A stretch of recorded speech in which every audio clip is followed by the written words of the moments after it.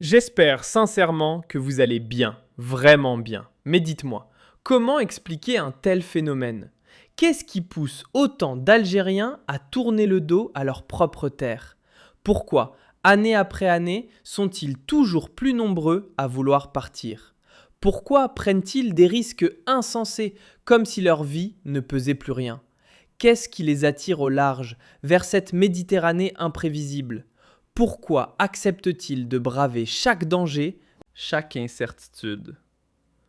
Pourquoi montent-ils à bord d'embarcations précaires, défiant la mer au péril de leur existence? J'espère sincèrement que vous allez bien, vraiment bien. Mais dites-moi, comment expliquer un tel phénomène? Qu'est-ce qui pousse autant d'Algériens à tourner le dos à leur propre terre? Pourquoi, année après année, sont-ils toujours plus nombreux à vouloir partir? Pourquoi prennent-ils des risques insensés, comme si leur vie ne pesait plus rien? Qu'est-ce qui les attire au large, vers cette Méditerranée imprévisible? Pourquoi acceptent-ils de braver chaque danger, chaque incertitude? Pourquoi montent-ils à bord d'embarcations précaires, défiant la mer au péril de leur existence? Et ce qui est encore plus frappant, même durant le mois sacré du Ramadan, un temps pourtant consacré à la foi et à l'apaisement, rien ne semble ralentir cette dynamique. Les départs clandestins depuis les côtes algériennes vers l'Espagne se poursuivent, sans pause ni recul, et depuis les premiers jours de ce mois sacré, l'arrivée continue des haragas sur les rivages espagnols, que ce soit dans l'extrême sud ou sur les plages des Baléares, reste constante, presque devenue une habitude tant elle se répète. Comment expliquer cette envie de quitter à tout prix? Ou cette volonté de vouloir à tout prix quitter l'Algérie? Ou encore ce désir de partir qui a flirté avec la mort? Quitte à mourir en Méditerranée, quitte à tout perdre lors d'une seule traversée. Cette envie de tout laisser derrière soi pour trouver une vie meilleure. Est-ce que la vie ailleurs est meilleure en Europe? Pour répondre à toutes ces questions, nous avons trouvé un article du Monde, du quotidien Le Monde, qui pour moi, et pas que pour moi en fait, est une vérité absolue. Il est reconnu comme étant le meilleur journal francophone du monde et l'un des meilleurs journaux d'Europe. Le quotidien Le Monde s'est intéressé, dans une analyse très précise, très factuelle, à la question de l'immigration des Algériens, notamment des plus jeunes Algériens. Cet article a été rédigé par notre confrère Mustapha Kessous, que je salue chaleureusement. L'un des journalistes les plus talentueux de la presse française franco-algérienne, auteur d'un documentaire sur le Irak qui avait défrayé la chronique en 2020 et qui avait même provoqué, à l'époque, une crise diplomatique entre Alger et Paris. Cet article, intitulé « L'immigration des jeunes, un reflet du malaise persistant en Algérie », est une analyse approfondie à laquelle se sont associés plusieurs experts consultés, interrogés par Mustapha Kessous, et ces experts ont apporté, pour chacun d'entre eux, une réponse, une piste de réflexion et des faits qui méritent absolument notre attention. Les chiffres, d'abord. Il faut savoir que, du 1er janvier au 31 octobre 2025, Frontex, l'Agence européenne des frontières, a recensé plus de 8496 passages irréguliers de ressortissants algériens vers les îles Baléares ou les plages du sud de l'Espagne continentale. Les Algériens, selon cette agence de l'Union européenne, représentent un peu plus de la moitié des flux d'exilés ayant emprunté cette route dite de la Méditerranée occidentale. Sur les 16 321 migrants clandestins qui ont rejoint l'Espagne depuis la route maritime de la Méditerranée occidentale, c'est-à-dire les îles Baléares et les plages du sud de l'Espagne, notamment les plages du sud-est espagnol, 50% de ces migrants clandestins sont des haragas algériens.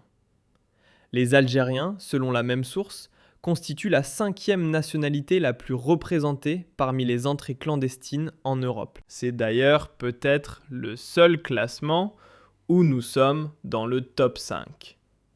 Nous sommes devenus, nous, les Algériens, la 5e nationalité représentant les migrants clandestins, ou les migrants qui sont entrés clandestinement sur le territoire européen. Nous sommes, l'Algérie, le 5e pays pourvoyeur de migrants clandestins vers l'Union européenne, en direction de l'Union européenne et de l'Europe. C'est quand même incroyable. Les 4 premiers pays, ce sont des pays pauvres ou qui sont ravagés par la guerre ou par l'instabilité. Afghanistan, Bangladesh, Syrie, etc. Soudan. Comment se fait-il que l'Algérie, un pays de gaz, de pétrole, de richesses infinies, de cuivre, de zinc, de fer, de terres rares, un immense territoire avec des plaines, des montagnes, des hydrocarbures, l'un des plus beaux climats du monde, un héritage civilisationnel, comment se fait-il que ce pays devienne le 5e pourvoyeur de migrants clandestins pour l'Europe, en direction de l'Europe? Il y a bel et bien un problème. Pour répondre, pour essayer d'éclairer le problème, de comprendre le problème, toujours les chiffres, il faut d'abord connaître les chiffres. L'immigration clandestine algérienne en Espagne et en Europe, notamment, est en forte progression depuis 2023. La route de la Méditerranée occidentale, qui relie les côtes algériennes aux côtes espagnoles, et en partie aussi les côtes marocaines aux côtes espagnoles, c'est pour cela qu'on parle de Méditerranée occidentale. La Méditerranée occidentale, c'est l'Algérie, le Maroc, l'Espagne et les Baléares. Cette voie a connu un nouvel essor. Plus de 73% d'arrivées, toutes nationalités confondues, par rapport à la même période de 2024. En 2025, il y a eu une explosion de 27%, ou une augmentation de 27% des arrivées, toutes nationalités confondues, pas seulement les Algériens, plus de 60% rien qu'aux Baléares. Selon le ministère de l'Intérieur espagnol, Frontex attribue cette hausse au renforcement des contrôles migratoires au Maroc, poussant davantage de personnes à recourir aux services de passeurs en Algérie. Comme au Maroc, c'est devenu verrouillé depuis l'accord politique entre l'Espagne et le Maroc. Depuis la reconnaissance de l'Espagne de la souveraineté du Maroc sur le Sahara occidental au printemps 2022. Et depuis le début d'une véritable lune de miel entre l'Espagne et le Maroc a tenu ses engagements. Il a cessé d'utiliser le chantage migratoire ou d'utiliser la question migratoire pour faire du chantage à l'Espagne.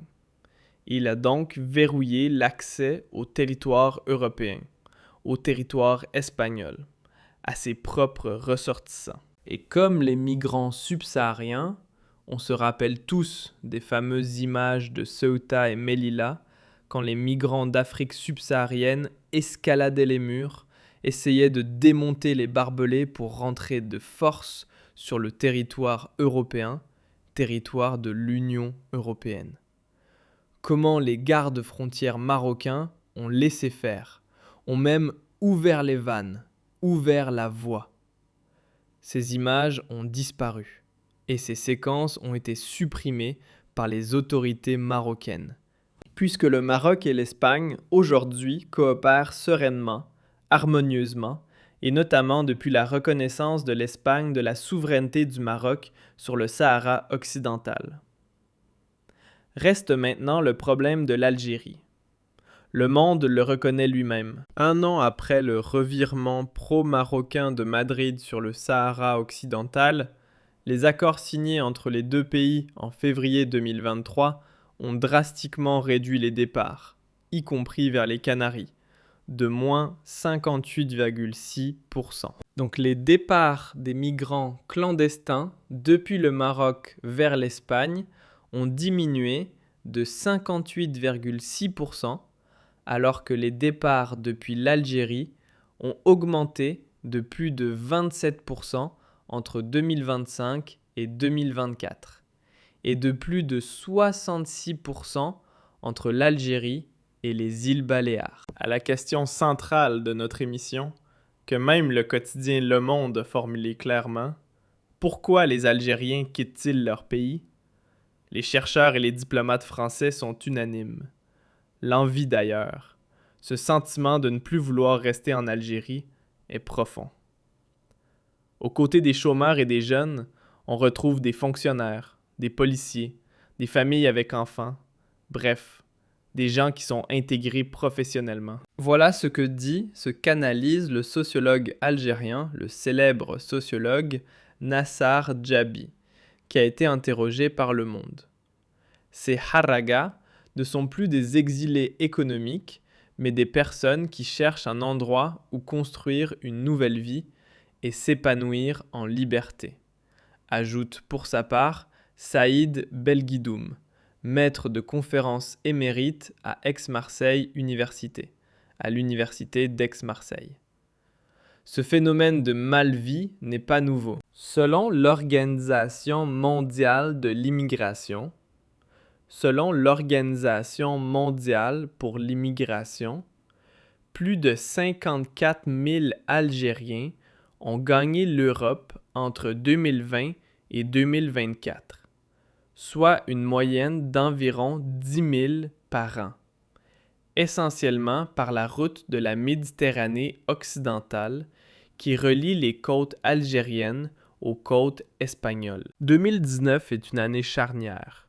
À cette époque, l'Algérie était secouée par le Irak, et l'échec du Irak, l'échec du changement démocratique en Algérie et l'échec de l'avènement de la démocratie en Algérie ont provoqué, inévitablement et indubitablement, l'essor de l'immigration clandestine. La fin du rêve d'une Algérie libre et démocratique a poussé de nombreux jeunes Algériens à partir. En 2019, en plein Irak, uniquement 5 000 Algériens avaient rejoint l'Europe. L'année suivante, à partir de 2020, notamment à partir de 2021 jusqu'au lendemain de la crise sanitaire, le double des Algériens a quitté leur pays. C'est plus de 10 000 personnes. Il y a un effet clair, mécanique même, que l'on ne peut pas démentir, très palpable, que l'on peut vérifier, entre l'échec du Irak et l'explosion des départs des Harraga algériens, ou l'augmentation des flux massifs de Harraga algériens vers l'Espagne et vers l'Europe. Il y a un lien direct. L'échec du Irak, la fin d'un rêve, qui est celui d'une Algérie démocratique, libre, épanouie. Les jeunes Algériens y ont beaucoup cru. En 2019, il y avait de l'espoir. Et en 2019, beaucoup sont restés. Mais après 2019, qu'est-ce qui s'est passé?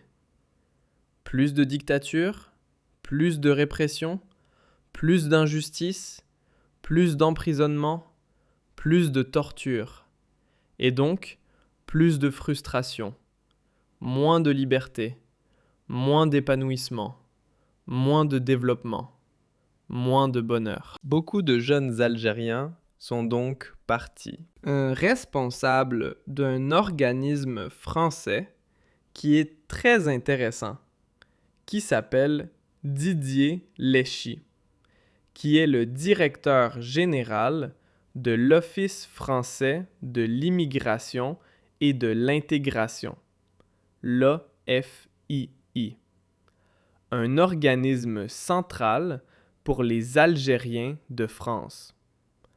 Un organisme très connu en France, puisque, quand on doit demander sa carte de séjour, quand on veut demander l'asile en France, quand on entreprend des démarches pour le regroupement familial, les regroupements familiaux pour de nombreuses procédures d'installation ou d'immigration en France, il faut passer, il faut passer, il faut traiter avec l'OFII. Didier Leschi dit clairement que c'est parce que l'Algérie n'offre aucune perspective pour une partie de sa jeunesse que celle-ci fuit. Selon lui, le taux de chômage des jeunes qui dépasse 30% et l'échec du Irak et la dictature en Algérie, les dégâts de la dictature en Algérie, expliquent pourquoi l'immigration clandestine algérienne en Europe s'est largement développée. L'échec du Irak a accéléré les passages des migrants algériens de l'Algérie vers l'Europe. Note encore le patron de l'OFII qui est unanime là-dessus. Il dit que 80% des immigrés algériens en Europe sont en France et que la première destination, après le départ, après que les immigrés algériens arrivent sur le sol espagnol, n'est pas l'Espagne. On le sait, cela a été prouvé et constaté par les statistiques. 80% d'entre eux décident de partir s'installer en France pour des convenances familiales, parce qu'ils maîtrisent la langue, parce qu'ils ont leurs proches, parce qu'ils ont des amis, ils ont des liens familiaux, des liens intimes et personnels avec la France. La question maintenant que beaucoup de spécialistes se posent aussi, est-ce que les autorités algériennes sont complices? Est-ce qu'Alger laisse faire?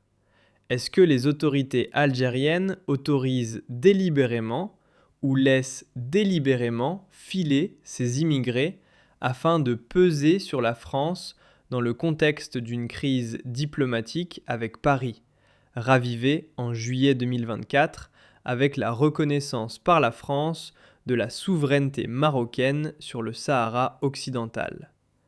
Le doute est permis. Il n'y a pas de preuves matérielles, mais il y a des indices. Il y a des indices qui indiqueraient que l'immigration clandestine est devenue une soupape destinée à désamorcer les tensions sociales en Algérie. Le patron de l'OFII, toujours Didier Leschi, dans l'article du Monde que nous avons exploité, qui est malheureusement inaccessible à la majorité de nos compatriotes parce qu'il était en version abonnée. C'est pour cela que nous avons tenu à faire une émission sur cette analyse importante qui a été publiée par Le Monde sur le problème migratoire ou le flux migratoire, le flux des migrants clandestins algériens en Europe et en France notamment. Didier Leschi est convaincu que les autorités laissent passer plutôt que d'être demain confrontés à une génération Z qui leur demandera des comptes. Les autorités algériennes laissent délibérément les migrants algériens quitter le pays et partir massivement en Europe, quitte à se noyer en haute Méditerranée, quitte à mourir en haute mer. Mais les autorités algériennes, cela leur permet de se débarrasser de plusieurs contingents de milliers de jeunes Algériens qui, s'ils étaient restés en Algérie, pourraient provoquer des émeutes, pourraient provoquer des affrontements avec les autorités politiques et publiques, pourraient menacer l'ordre public, pourraient même menacer le régime et déclencher une révolution.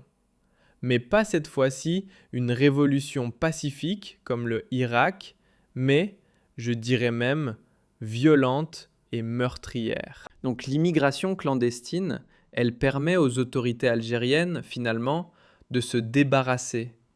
C'est macabre de le dire, mais c'est comme cela qu'on le ressent, puisqu'il n'est pas normal que des milliers d'embarcations quittent les côtes algériennes et que personne ne les ait vues. Les gardes-côtes algériens, les forces navales, les forces de la marine algérienne sont très bien équipées. Pendant des décennies, il y a eu des milliards, des corvettes, des navires et des sous-marins qui ont été achetés, avec des drones et des radars. Comment se fait-il que les autorités algériennes laissent partir des milliers d'embarcations par an ? Il ne s'agit pas de quelques centaines. Quand on parle d'une moyenne de 10 000, et ces 10 000 qui ont été recensés par l'Organisation internationale pour l'immigration, ce sont les personnes qui ont été secourues par les autorités européennes, notamment par les autorités espagnoles. Les personnes qui sont passées entre les filets, qui sont arrivées et ont débarqué sur les plages sans être vues, sont encore plus nombreuses. Elles sont arrivées saines et sauves, et le passeur s'est enfui par la suite. La véritable moyenne n'est donc pas de 10 000, elle est d'au moins 15 000 à 20 000. La moyenne de 10 000 est une moyenne très relative. 10 000 personnes qui fuient le pays chaque année sans que personne ne les voie en empruntant la mer, c'est quand même anormal. Il y a une forme de complicité, ou du moins une forme de passivité. Les autorités algériennes, le régime algérien, le régime Tebboune, laissent faire les haragas. On a l'impression qu'on leur dit « Partez, allez-y, filez, quittez le pays. On ferme les yeux, on ne vous arrêtera pas, on ne vous embarquera pas. On ne va pas vous barrer la route. » C'est une sorte d'incitation au départ. C'est ce que plusieurs spécialistes européens, et notamment français, ont remarqué. Même si certains, comme Nassar Djabi par exemple, en conclusion de cet article du Monde, disent que les autorités algériennes ne peuvent rien faire. Elles ont baissé les bras. Même la presse ne parle plus de cette migration, considérant qu'il s'agit d'un fait accompli. C'est un fait accompli. Est-ce qu'il s'agit d'une forme d'abdication ou d'une forme de passivité? Moi, je penche pour la deuxième thèse. Les autorités algériennes laissent partir des milliers de jeunes pour éviter le retour du Irak, ou le déclenchement d'émeutes, ou le déclenchement de violences meurtrières. Sachant que ce phénomène de la harga a finalement donné naissance à un véritable business juteux, qui profite d'ailleurs aux plus hauts responsables des services de sécurité. Des pots de vin de plusieurs milliers d'euros sont versés à chaque traversée. La harga n'est plus aujourd'hui accessible à tout le monde.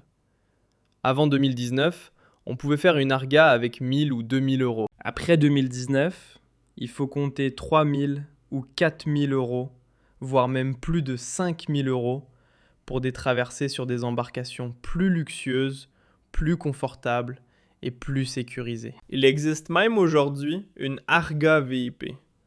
Il y a plusieurs catégories de harga, plusieurs circuits de harga. Vous avez la catégorie des plus pauvres, avec des embarcations de fortune qui peuvent tomber en panne et partir à la dérive en haute Méditerranée.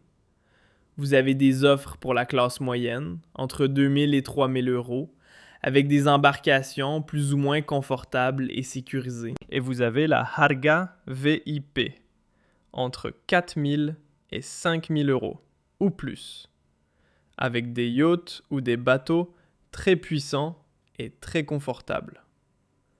Donc, c'est un business. À qui profite cet argent? À des responsables des gardes-côtes? À des responsables de la gendarmerie nationale?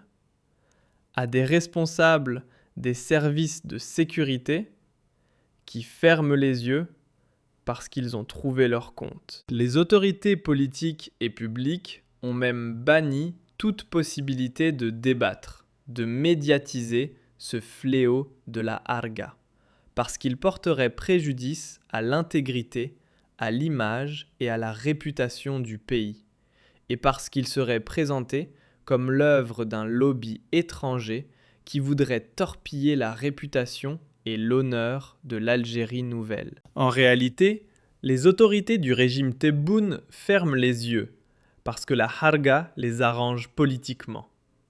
Au lieu d'avoir des jeunes frustrés, en colère,